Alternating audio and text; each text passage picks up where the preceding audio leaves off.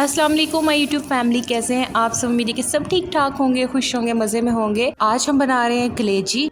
Mutton की कलेजी हो या फिर बीफ की कलेजी हो, बिल्कुल सेम रेसिपी को आपने फॉलो करना है।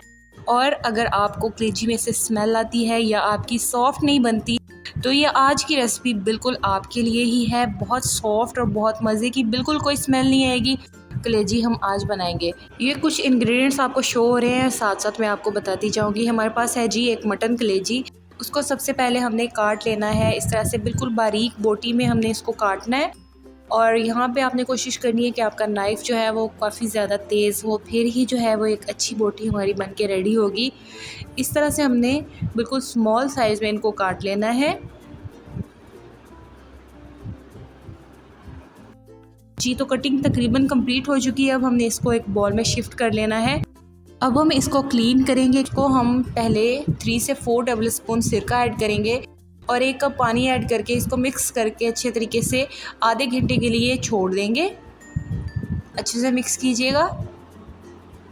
इसको हम आधे घंटे के लिए छोड़ देंगे और उसके बाद हमने इसको अच्छे तरीके से वॉश कर लिया है और इसको स्ट्रेनर में इस तरह से डाल दिया है ताकि इसका जो एक्स्ट्रा पानी है वो भी रिमूव हो जाए।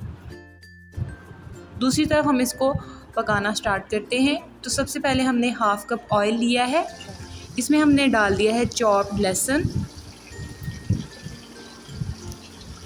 इसको हम हल्का सा सौते कर लेंगे।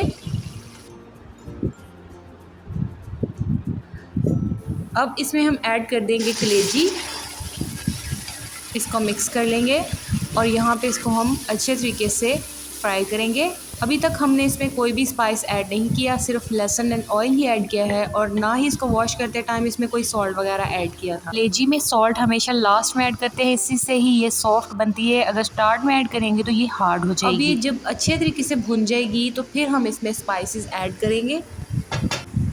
इसने कलर अपना चेंज कर लिया है तो हम यहाँ पे हल्दी ऐड करेंगे, तकरीबन 1.5 टीस्पून। अभी सिर्फ हल्दी डाल के इसको 2 से 3 मिनट के लिए भूनेंगे। जब आप हल्दी डाल के इसको 2 से 3 मिनट के लिए भूनेंगे तो इसकी जो भी स्मेल वगैरह होगी वो सारी ख़त्म हो जाएगी।